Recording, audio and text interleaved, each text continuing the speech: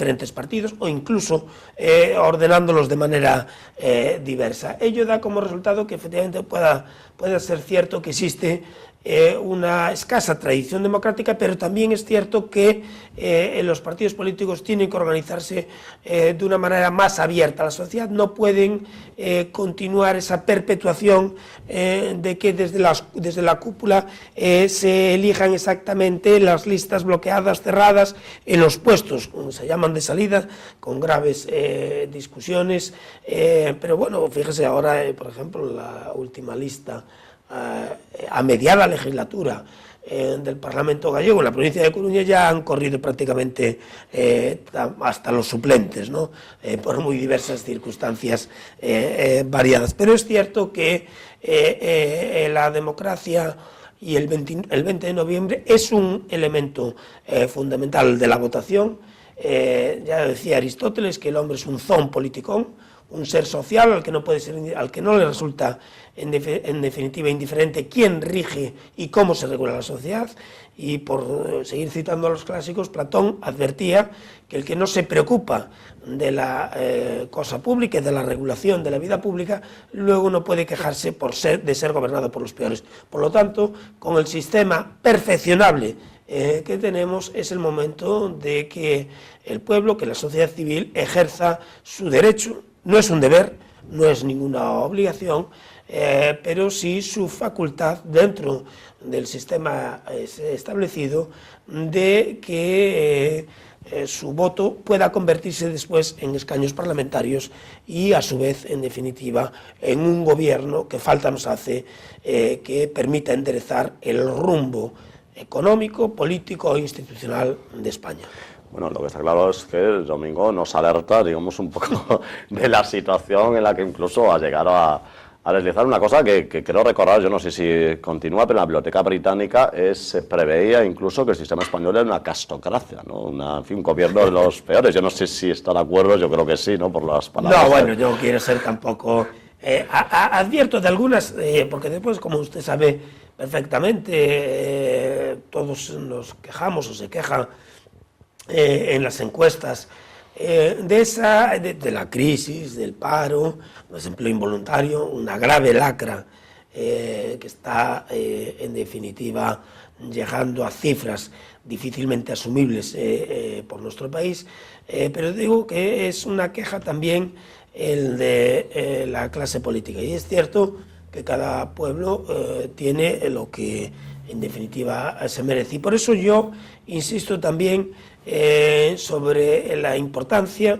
Creo que en este punto ya, en la 10ª legislatura, que está a punto de comenzar, o por lo menos que tiene la fase primera de elección en breves momentos dispuesta para llevarse a cabo, que sí que es el momento, creo, de un punto de inflexión también para perfeccionar el sistema, para que en definitiva se convierta realmente, como ya está siendo, en la Constitución más duradera y en definitiva en la responsabilidad que a todos nos incumbe de intentar ser gobernados por los mejores, porque al final evidentemente puede uno llevarse a la conclusión, fíjese, la reforma legislativa más importante desde la aprobación de la Constitución fue con un elemento fundamental, el principio de estabilidad presupuestaria, que modificó la Constitución,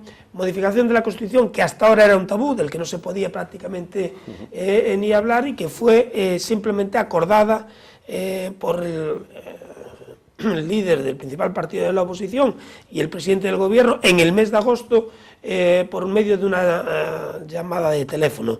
Es que, claro, la conclusión a la que uno llega es que sobrarían entonces los 350 diputados y mucho más los 264 senadores. Nos ahorraríamos a las que no nos costó su opinión al respecto, ¿no? Sí, no, su opinión fue simplemente el de respaldar ese acuerdo. Pero por eso digo que, y yo quiero hacer una llamada, primero a la seriedad, a la responsabilidad de todos, y por tanto a la participación ciudadana, porque es muy importante también que el gobierno obtenga el máximo respaldo posible para poder acometer este periodo tan convulso y de difícil superación que nos espera. Pero también una llamada a la responsabilidad de la clase política para que, en definitiva, consigan hacer llegar a la ciudadanía la importancia de su tarea y de su función, y, en definitiva, que no se consiga eso que usted había apuntado, que no se consiga hacer llegar pues a buena parte de la sociedad civil que la clase política solo se ocupa del pueblo una vez cada 4 años y que permanece absolutamente despreocupada y ajena a los intereses, a los problemas y, en definitiva, a las necesidades de la ciudadanía, que al final es la que sustenta a la clase política. Son efectivamente los mandantes en ese contrato de mandato que se establece en las elecciones. Bueno, nos ha quedado claro la importancia de la cita del 20N, pero bueno, podemos un poco hurgar. Está claro que elegimos a los diputados y senadores, no elegimos al presidente del gobierno, como a veces erróneamente creen pues algunas personas. Pero de cualquier forma, ¿para qué sirve el Congreso? ¿Para qué sirve el Senado? Es decir, ¿qué funciones tienen en los 4 años que van a desarrollar como máximo sus funciones? Porque es verdad que, por ejemplo, este Parlamento ha tenido una vida más corta de los 4 años, ha habido una disolución anticipada, pero en estos 4 años... Es una disolución en 11 elecciones, 7 de ellas hubo ya elecciones anticipadas. Este es un anticipo ciertamente técnico de 4 meses. Lo verdaderamente sorprendente en este caso, que no ha pasado nunca en la historia de España ni en la de ningún país democrático, es ese periodo de interinidad en la que tuvimos desde que el presidente del gobierno anunció a finales de julio su intención, su decisión de no concurrir a las elecciones y de convocarlas para el 20 de noviembre.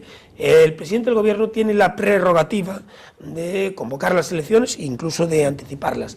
En este caso, la convocatoria se produjo por la publicación del Real Decreto el 26 de septiembre del 2011, para convocarlas precisamente para el 20 de noviembre. Pero 2 meses antes, por tanto 4 meses antes de la celebración de las elecciones, ya había anunciado la fecha y ya había anunciado que no se presentaba, lo cual no ha pasado nunca, porque siempre se convocan las elecciones, que es una facultad, como ya digo, del presidente del gobierno, el día en que se publica esa convocatoria en el Boletín Oficial del Estado, y hay un periodo poco más o menos de 2 meses para la celebración de las mismas.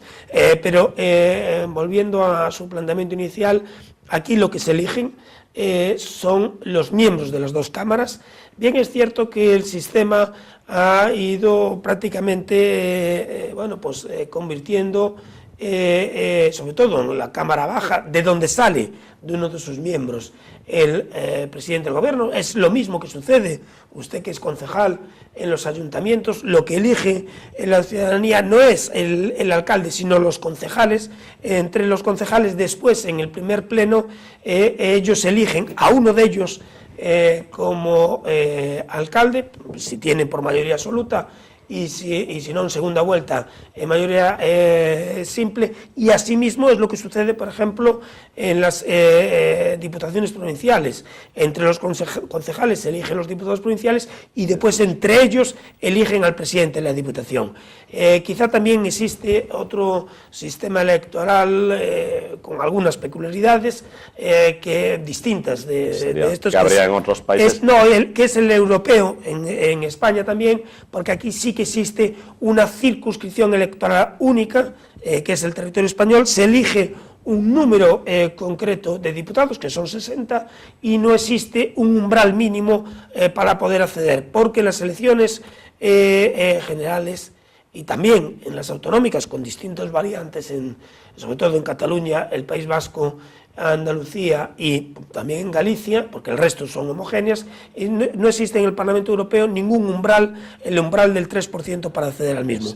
El ser una circunscripción electoral amplia y el permitir coaliciones, como así efectivamente se produce entre los distintos partidos de índole regional, autonómico, nacionalista, pues hace que se diluya en parte ese efecto proporcional que en nuestro sistema electoral, que tiene una regla que se llama regla D'Hondt, en homenaje a un profesor de Derecho Civil belga aficionado a las matemáticas, que fue el que la creó, pues que quizá en el Parlamento Europeo no tiene ese efecto precisamente por ser una circunscripción electoral tan amplia. Muy bien, yo creo que está siendo muy interesante, muy clarificador, como el profesor, doctor de la Universidad de Coruña, don Domingo Bellón Janeiro, nos está explicando aquí en El Abogado Responde. Pero tenemos que hacer una pausa, ya ven, si quieren seguir con este interesante tema, que creo que lo es, en plena jornada de reflexión, si nos están viendo el sábado o 2 días antes, justo cuando estamos en el ocaso de la campaña electoral, pues no cambien de canal. Seguimos aquí en El Abogado Responde, seguimos, como no, en Televisión de Ferrol.